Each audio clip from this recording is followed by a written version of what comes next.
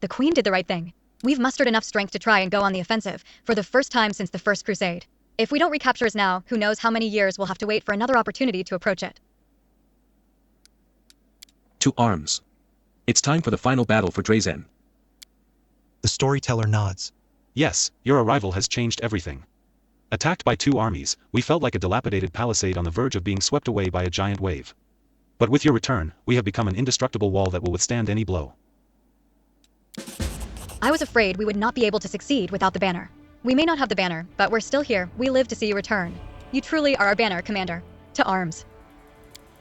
There's one more thing. The storyteller pauses for a while. In the shattered fragments that form her fate, I can sense your presence, and I am convinced that the Queen could sense it too. No one can say what your next encounter will lead to, but there is one thing I know for certain: Queen Galfrey's fate and yours are tightly intertwined.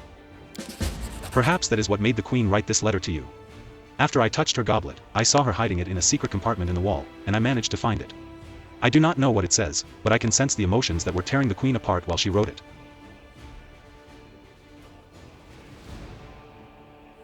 Philemon Goldglance. I don't know where you are now. Are you even still alive? I don't know what to do, but I am Queen and I must act accordingly. I don't know why I am even writing this letter. You are unlikely to ever read it. Forgive me. Galfrey. The storyteller ponders for a moment. I think I will be able to tell you about the feelings she was experiencing in that moment. If you wish, you can come to me later, when everything has settled down, and bring this letter with you. We will look into the past of this item together.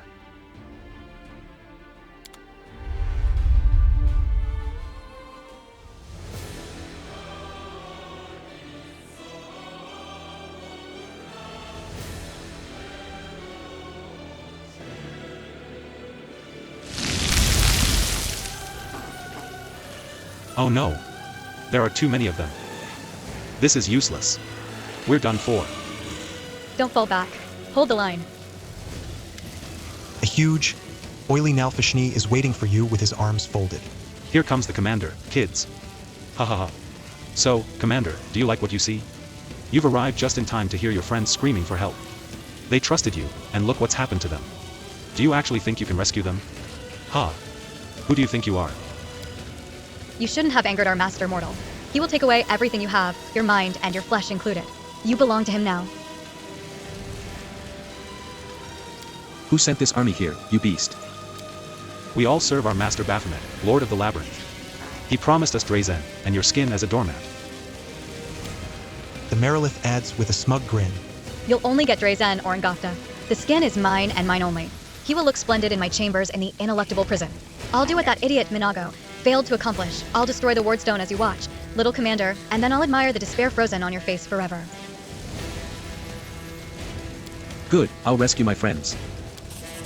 The Nalfashni bursts into laughter. I'll rescue my friends, and how exactly will you do that, you pathetic Galarian maggot? What can you do on your own, without your army? Yell inspirational speeches? Oh no, I'm so scared. And then all the pathetic defenders of Drazen will be inspired and turn into an invincible force? Ha ha ha. Yes, that's usually how it goes. In fairy tales. Do you know what happens next in real life? Your friends will rot in my lord's dungeon, and their bones will join the myriad others. We'll wipe your army out. And you along with it. But I won't kill everyone. I'll lock you in a cage, then start torturing your friends. Once I'm done with them, they will come and spit in your face. They'll tell you themselves what torment you doomed them to. With a pointed yawn, the Merilith remarks casually. It's time to end this mortal. He has nothing to surprise us with. You are just a jumped-up mortal insect. You are nobody. Good, requires angel mythic path. Reveal the light of heaven, let the darkness perish. Begone from my world, demons. Power rushes through your body, almost ripping it apart. The wound in your chest bursts open in a spray of bloody droplets. The might bestowed upon you by the Abyss and Areelu Vorlesh erupts into this world, and you pay for it in purest agony. Light suffuses you, furious and burning light, and the desire to scorch your enemies at any cost.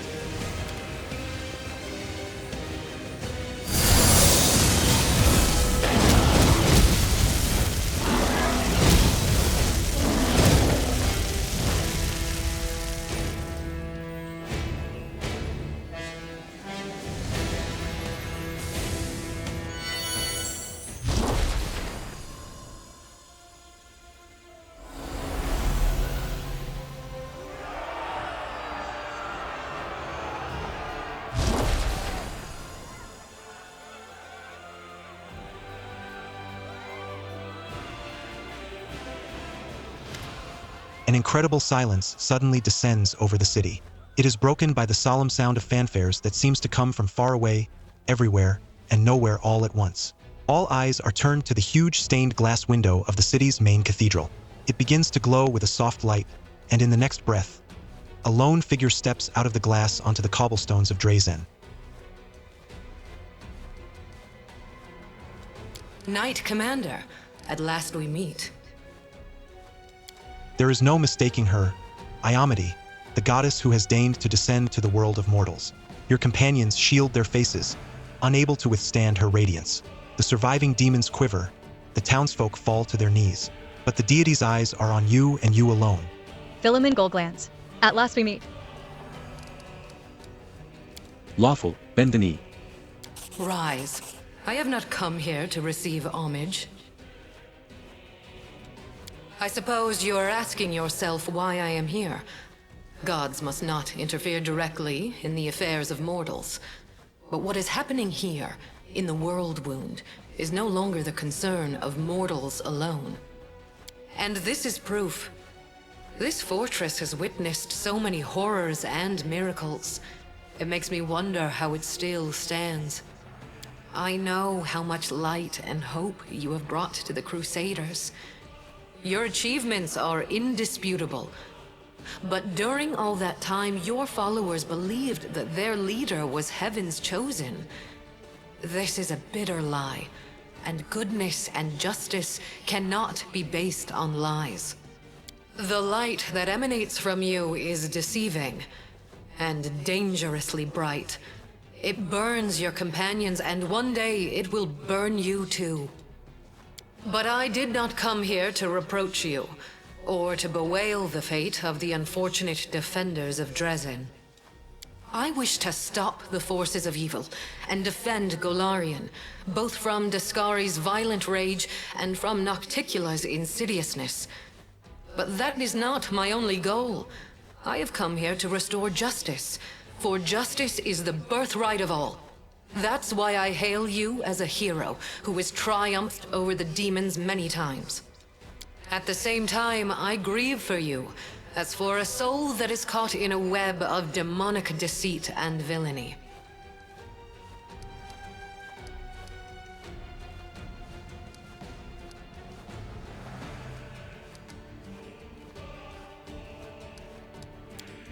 You're right.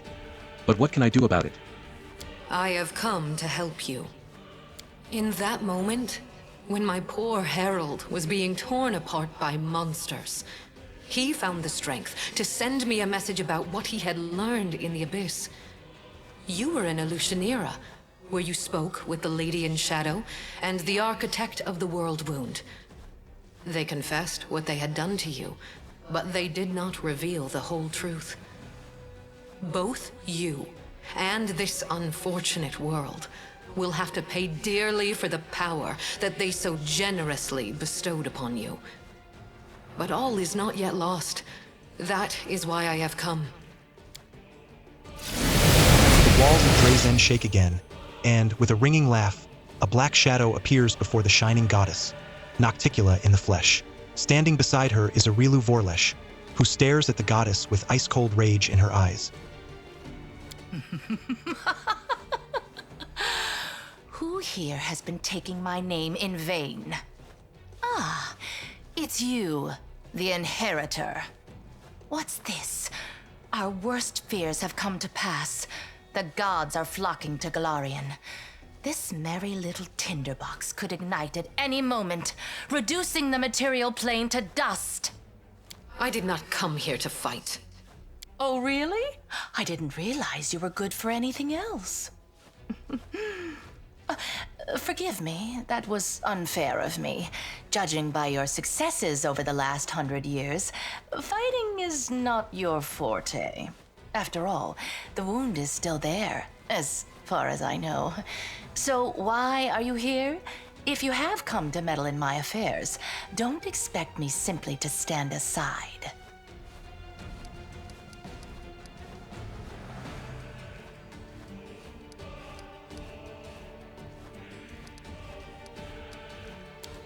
Good, goddess, can you banish this spawn of the abyss? Or destroy them entirely? I cannot do that, alas. I will not subject Golarion to the war between deities, which will surely ensue if I personally intervene in mortal affairs. But if the demoness wishes to be present for our conversation, so much the better. Do you hear me, Noctictula? You and your servant are under no obligation to leave. I have come here to shed the light of truth. Let us see if you both can withstand its merciless radiance. I cannot change the flow of mortal history by force. After all, the world wound is their doing, although committed at the behest of the Abyss. But sometimes force is unnecessary, and truthful words are all it takes. The goddess who was mortal not so long ago is eager to judge us for our sins now. My sin, to be precise. What lies behind your eagerness, proud Iomedae? Righteous wrath, or perhaps fear? Watch out. A simple mortal woman has learned how to grant powers to others. Powers which are beyond the wildest dreams of many imperial lords. This must be stopped, forbidden, taken away immediately. After all, what need will we have for all these arrogant gods once we become their equals? Silence. It's impolite to interrupt your elders. But you know, Inheritor, she does have a point. What are you going to do now? Break my weapon, which has made so many victories possible, and only because he received that weapon from my profane hands, and the entire affair must therefore be profane also? What real reasons do you have? Save those born of your envy, your capriciousness, and your suspicions? My reasons are quite real, as you well know. That is why you appeared here in such haste, is it not? You have woven a delicate lace of half-truths, Noctictula. From you and your servant, the Knight Commander has learned that he is bound to the world wound, that he is slowly dying because of its influence, and that he is yet capable of closing it. But you withheld a crucial piece of information. You never told him that closing the wound won't save him from death. For this lock will destroy the key to which it is bound. The one who closes the world wound will die along with it. That is true. I tried to tell you back in Illusionera, but I was not allowed to. It is an unavoidable consequence of this process. To stitch two planes together as I have stitched Golarion and the Abyss, the soul of a mortal must be woven with the essence of the Abyss. To undo this seam, the original soul, the key, must be ripped apart. No one could survive such a process.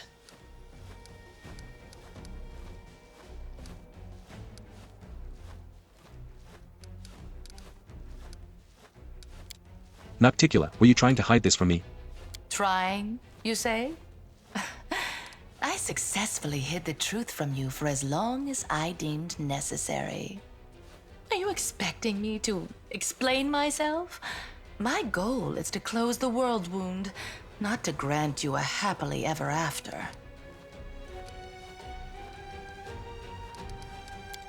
In other words, I'll die if I don't close the wound, and I'll die if I do close it.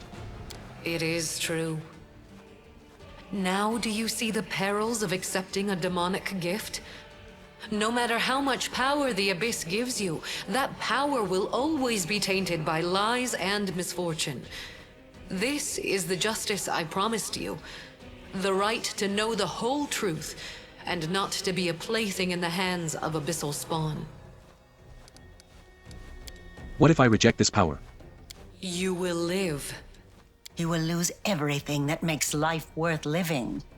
You will spoil a brilliant endeavor and destroy the lives of thousands of mortals who will be devoured by the legions of demons coming from the Abyss. Aside from that, you won't do anything extraordinary at all. What if I'm willing to sacrifice my life if it means closing the world wound? Oh, how noble! For a brief moment, I I even felt some regret that we demons are incapable of such lovely feelings. You see now, Inheritor? My little protege has more nobility in him than you expected. Shame on you. This nobility is exactly why I came here. To help the Knight Commander learn the truth, and to show him that he has been used. Besides, I do not believe that you have been acting for selfless reasons, Lady in Shadow. Honesty and nobility have never counted among your virtues.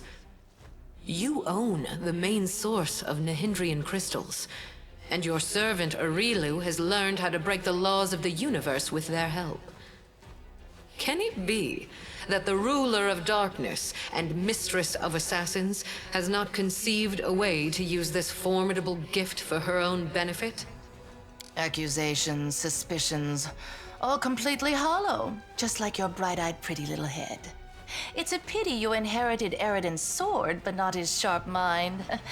I have but one goal now. To stop the armies of that lecherous billygoat and that gluttonous bug from strutting around my domain as if it were their own. I don't give a fig whether it will help mortals or hurt them. If the enemy of your enemy makes you a mutually beneficial proposition, you would have to be a complete idiot to say no.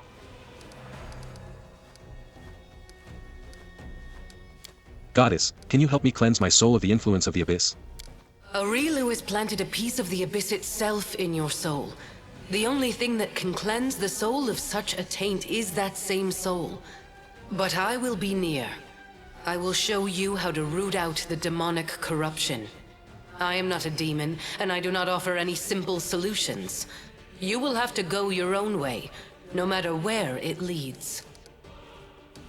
Well, now I'm finally starting to understand the rules of this game. Yes. The power that Nahindrian crystals grant you will bring about nothing but your own demise. The branches of the Tree of Sin are vast and verdant, but its only fruit is death. You will not be able to save yourself unless you reject everything that has been foisted upon you. Now you know everything. No, we're not quite finished with the revelations yet. Few secrets remain to be revealed, but they will be worth the wait. Does this look familiar? Do you remember the similar wound above your own heart? I have given you enough hints. Come on, ask me the question I have been waiting for. Knowledge, Arcana, check past. I received my wound because you, Areelu, implanted the essence of the abyss in my soul when you expanded the world wound.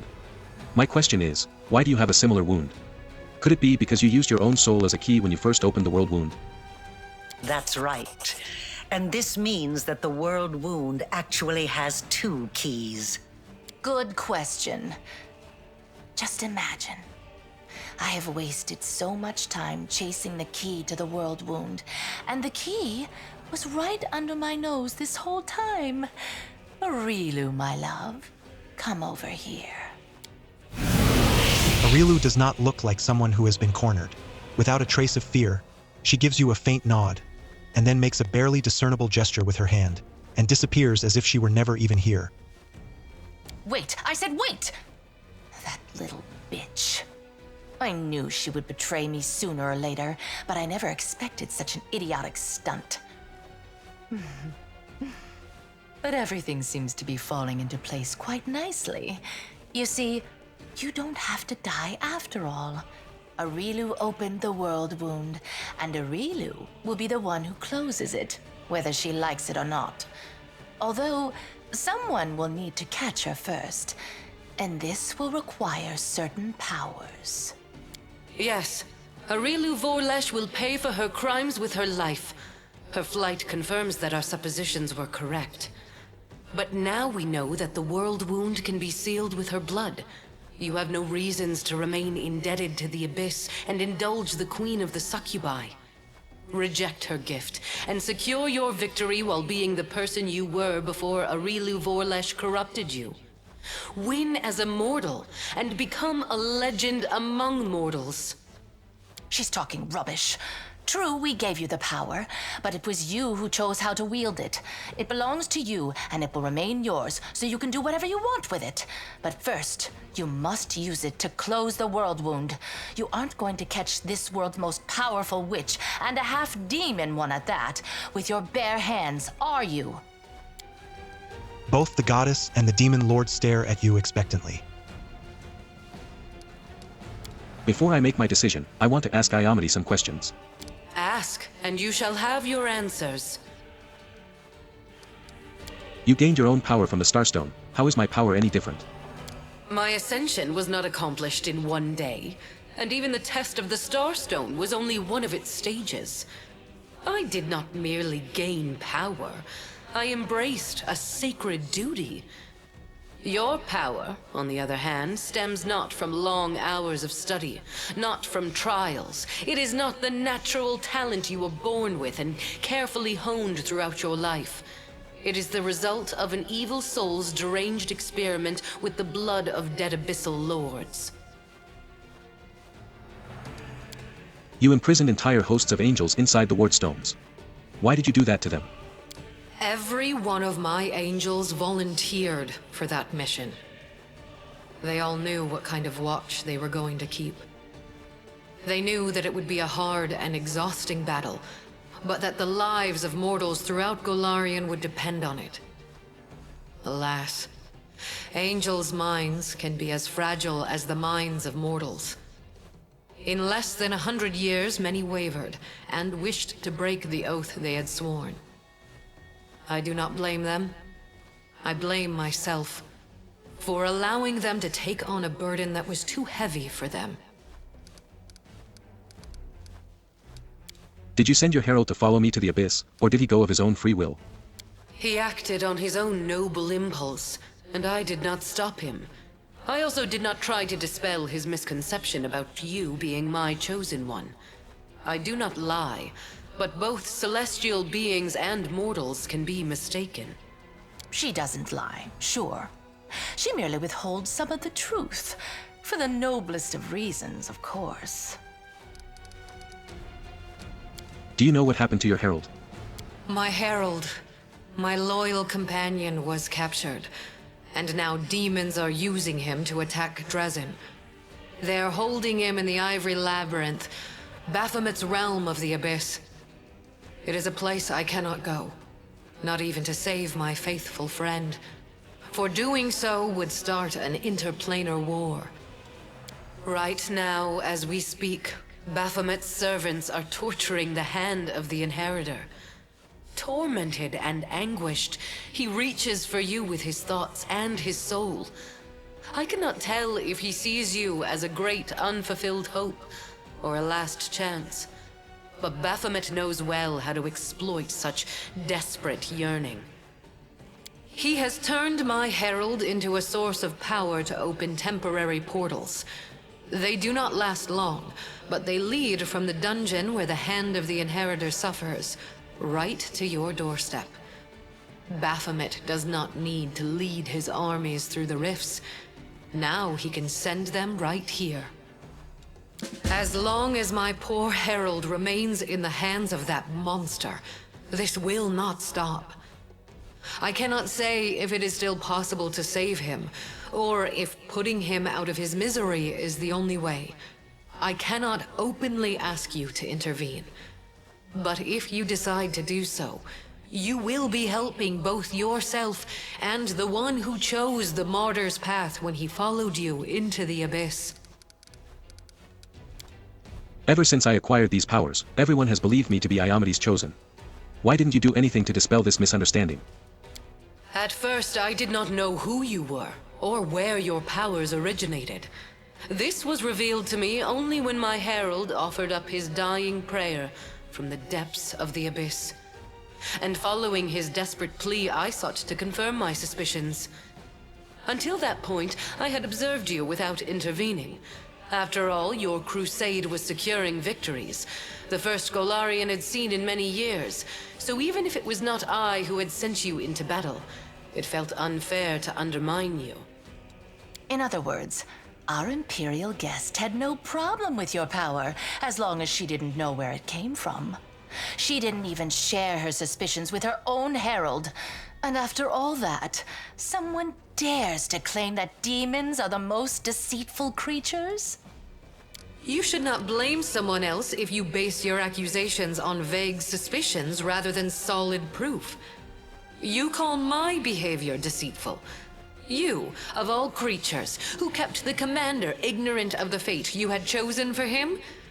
Indeed, the insolence of demons knows no bounds. A demon lord stands before you. Why don't you destroy her right here and now? I could. But then every other demon lord would decide that he or she was next and stand against me. In response to that, the Imperial lords would take up arms. Then Hell, Heaven, and Elysium would join the conflict. A war would break out, one which mortals could not hope to survive. Why have you decided to descend to the world of mortals at this particular moment? As I have already said, I am here to open your eyes to Nocticula's lies and to prevent more calamities in the future. You are at a crossroads now. I will not force you to do anything, but you needed to learn the truth and have the chance to cleanse yourself. Why did Areelu do everything possible to lead us to the idea that she was a key too? The impulses that drive a soul as black as hers are beyond my comprehension. Perhaps she was startled by my arrival and decided not to bother keeping a secret that was bound to be revealed. Or perhaps she is up to some cunning scheme. Be on your guard. The architect of the world wound will surely try to bring you down. For if she truly is a key, then it must mean that she will die sooner or later due to the influence of her own horrible creation. And that means that sacrificing you is her only chance of survival. Explain it to me again. How exactly can you help me cleanse myself of the influence of the Abyss? Areelu has planted a piece of the Abyss itself in your soul. The only thing that can cleanse the soul of such a taint is that same soul. But I will be near.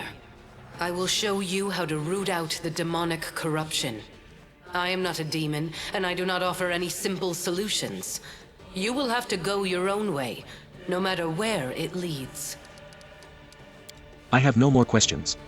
It is time to make your decision then. Nocticula, I have some questions for you. If you have questions, ask away. Why did you try to hide the fact that closing the world wound would kill me? Because if I'd told you the truth, you would have refused to do it.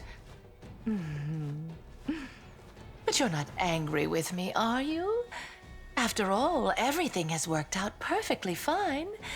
We found another key. So now you can live and enjoy your life. Provided that you catch Areelu, of course. Now that we've decided to use Areelu to close the world wound, do you still want me to keep the powers I acquired from her? Of course I do. Firstly, you'll need those powers to catch Areelu and bring her to Threshold. Surely you don't think she'll willingly fall into your hands, and the demonic hordes will politely make way for you. And secondly, the powers Areelu gave you protect you from dying before your time. None of us want the wound to kill you prematurely. You are extremely useful to me alive. After all, if you let Areelu slip through your fingers, we can always go back to the original plan for closing the wound. Areelu deliberately led us to the idea that she was a key too. Why? Apparently, she understood that her secret was about to be revealed anyway, so she decided to leave in style. What human female over 100 years old wouldn't feel flattered at being the center of attention? Although she could have other reasons. She obviously wanted us to understand everything and immediately rush off in pursuit of her. She's probably been preparing for a war of all against all for a long time, and now she wants to wage it on her own terms. Expect treachery and traps wherever you go. Where could Areelu have fled to? No, let's think. She's hidden in the Abyss before. She won't dare to return there now. Not only to my realm, but to any other either. Even if Baphomet and Discari both take it upon themselves to guard Areelu personally, that won't stop me from sneaking in, slitting her throat, and leaving undetected. And she knows that. If I were her, I would hide in a place where the powers of her enemies were uncertain, and her own power was close to unlimited. I say you should look for her here, in the World Wound. Aren't you afraid to stand in the presence of the goddess? Tut tut, how rude! I wouldn't say the girl is that hideous. I admit her face is far from perfect. Her body too, to be honest. But all in all, not bad. I've seen worse. Your theatrics are too transparent to offend me, demon. At least, they can hardly offend me more than the very fact of your existence. Do you really plan to use me to become a goddess yourself? That is nothing but the wild speculation of a little girl who gained celestial power through no merit of her own and now fears that others may do the same, forcing her to share her place in the spotlight. Do I want to become a goddess? Of course I do. Who wouldn't? Can you help me with that? Sadly, no. Of course, Areelu used to blather on about how her brilliant invention could bake gods like pies. But between you and me, the cleverer the inventor, the larger their ego becomes. So far, she hasn't managed to create anything stronger than you. And no offense, but you're no match for any deity. I have no more questions. Very well. It's time for you to make your decision then. I want to ask my companions for advice. What do you think about all this? Perhaps your power came from the abyss, but your beautiful soul has cleansed it of all evil. Don't reject this power, for you have already proved that you are worthy of it. Your power doesn't lie in magic tricks. You know it doesn't. Your real power is inside you. You can win without tricks. I will help you. Maybe I'm missing something here, but how can a demon grant the power of an angel? Listen, if you had no goodness inside, you couldn't have reached Lariel in the caves beneath Canabris. I remember how once, long ago, you showed me the light of heaven. Maybe I didn't believe in you right away, but I believe in you now. You've proven time and again that you deserve the light of heaven. You are my commander, marked by an angel. This power rightfully belongs to you. As a member of the Order of the God Claw, I ought to advise you to obey the will of the goddess, or at least to take it into consideration. But as your companion, who has spent a lot of time with you, I can't help but notice you have reforged demonic Nahindrian power into angelic power. This is a sign of order triumphing over chaos. Perhaps there is room for maneuver here. That is why I advise you to weigh all the options and to make your own decision. It's not my place to gainsay the will of my goddess, but the thing is, I can sense evil. And I don't sense it in your power at all. I just don't. Whatever those horned monsters had planned for you, you definitely aren't playing by their rules. You gave hope to the Crusaders in their darkest hour, even when all seemed lost and only despair and death lay ahead. With these powers, you have saved countless lives, and you will save more. Of course you must keep them. My brother is wise. Listen to his advice. Someone pinch me. We are standing in the presence of the most pompous goddess in the world, debating whether we should listen to her or send her packing along with her invaluable opinions. I shall remember this moment for the rest of my life. Even as I stand in Pharasma's court, I shall tell this story to anyone who will listen. As to your original question, I'll be honest with you. Your power turns my stomach like sour prunes. Reject it, it can't hurt. Ugh, these dames are tough. But Iomedae is as tough as you. If she tells you to do something, you better do what she says. I can feel it in my tail. You're good and righteous and all that, so do what the righteous goddess is telling you. Maybe it'll even make my life a smidge easier. After you, become more like a human. Experience tells me that it's wiser to trust yourself and your own abilities. You can't trust what clients tell you. One day you're a hero, the next you're working for the enemy. Sorry, but it all looks like a setup to me. First they tell you to lay down your weapons, and then, once you're unarmed, they finish you off in some back alley. Your powers are interesting from a theoretical point of view. You are an experiment started by Areelu Vorlesh, and terminating it before it is complete would be foolish, not to mention impolite. Listen to the goddess, Warchief. And if you won't listen to her, then listen to me. You don't need these thrice cursed powers. You're the strongest of the strong, and the bravest of the brave, even without the gifts of a mad sorceress. I've made my decision. I am waiting for your answer. I hope you will choose wisely. Quite right. Make your choice, and make it the right one.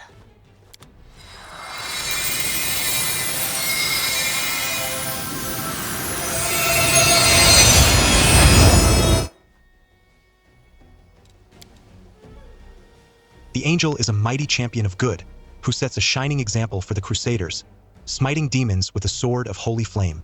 Those who fight alongside the angel can be certain that they will be protected, healed, and even resurrected in the event of their untimely demise. One doesn't need to be a mythic creature, an otherworldly being, or a deity's chosen to become a hero. This path may be grueling and full of temptation, but the mortal who treads it fully earns the right to call themselves a true legend. The gold dragon is a mighty, almost omnipotent creature that possesses powers beyond all others. The gold dragon is the embodiment of goodness, hope, and redemption.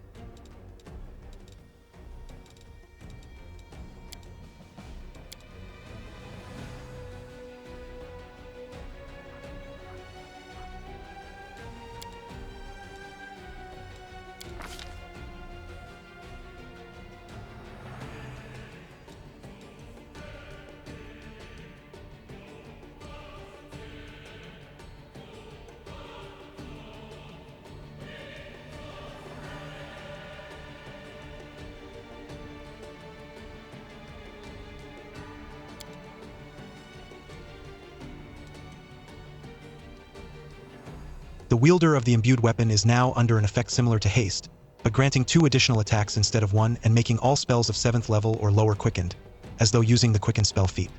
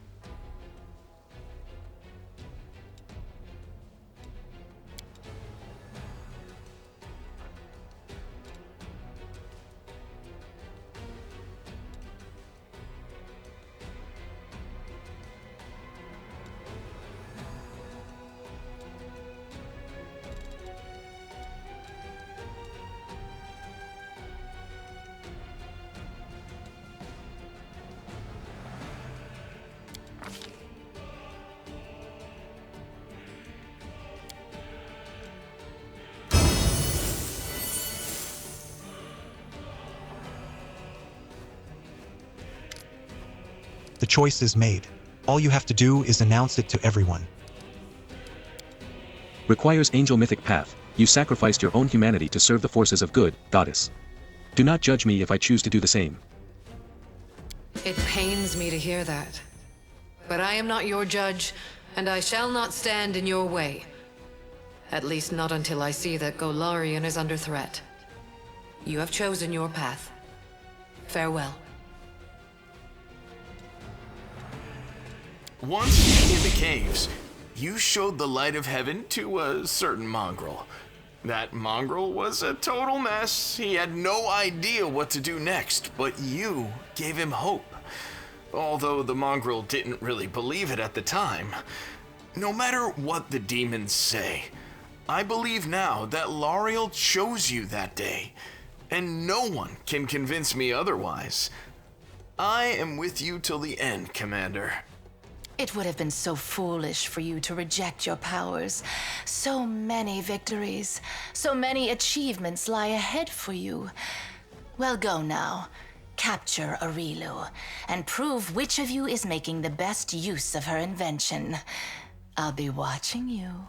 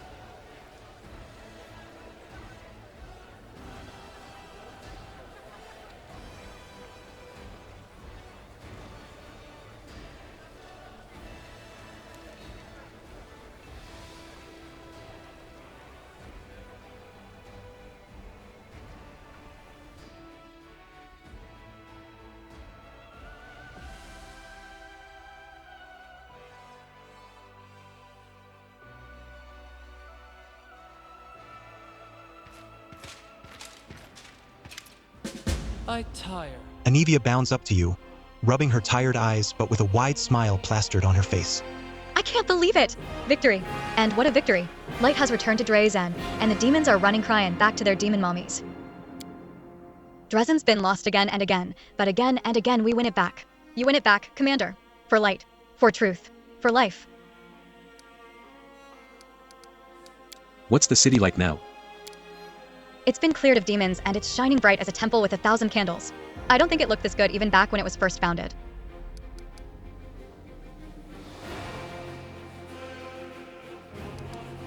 This isn't victory yet.